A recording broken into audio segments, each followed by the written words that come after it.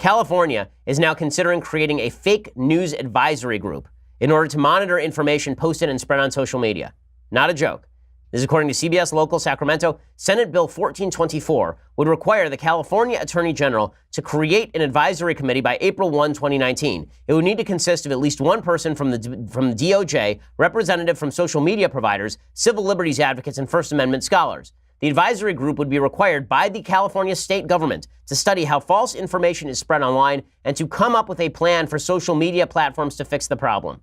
The left is fully convinced that the reason they've been losing elections is because of fake news. It can't just be that people think their arguments are garbage. It has to be fake news. It has to be that people are being deceived. And thus, we need to regulate speech. In just the way that this New York Times op-ed writing Yale professor was saying that we need to regulate speech, the state of California wants to regulate speech too.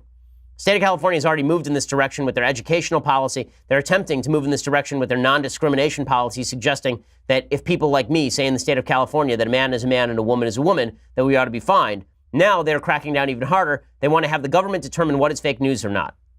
It's hard to think of anything more Orwellian than the government determining what sort of news ought to be covered.